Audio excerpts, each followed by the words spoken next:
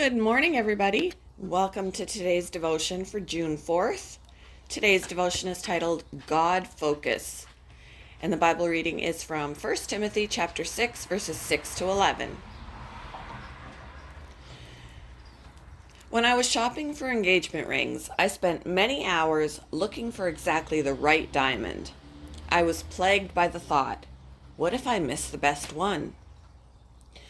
According to economic psychologist Barry Schwartz, my chronic indecision indicates that I am what he calls a maximizer, in contrast to a satisficer. A satisficer makes choices based on whether something is adequate for their needs. Maximizers, we have a need to always make the best choice. Guilty.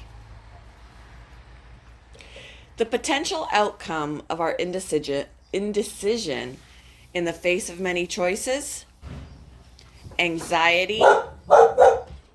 Sorry, the neighbors are working, and that's bothering the dogs. The potential outcome of our indecision in the face of many choices: anxiety, depression, and discontent. In fact, sociologists have coined another phrase for this phenomenon: fear of missing out.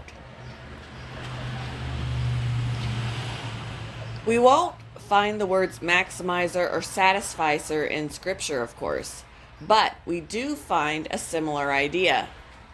In 1 Timothy, Paul challenged Timothy to find value in God rather than the things of the world. The world's promises of fulfillment can never fully deliver. Paul wanted Timothy to instead root his identity in God. Godliness with contentment is great gain. Paul sounds like a satisficer when he adds, but if we have food and clothing, we will be content with that. When I fixate on the myriad ways the world promises fulfillment, I usually end up restless and unsatisfied. But when I focus on God and relinquish my compulsive urge to maximize, my soul moves toward genuine contentment and rest.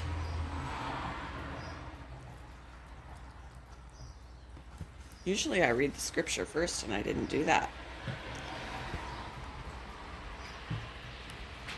All right, now we're going to read the scripture.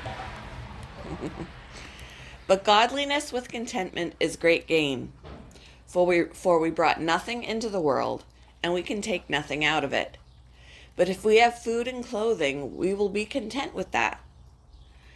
Those who want to get rich fall into temptation and a trap, and into many foolish and harmful desires that plunge people into ruin and destruction. For the love of money is a root of all kinds of evil. Some people eager for money have wandered from the faith and pierced themselves with many griefs. But you, man of God, flee from all of this and pursue righteousness, godliness, faith, love, endurance, and gentleness.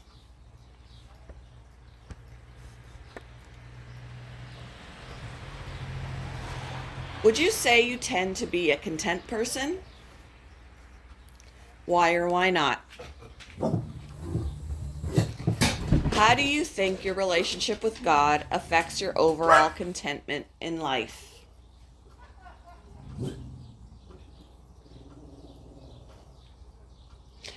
Thank you for joining me for today's devotion, and I hope you all have a wonderful day.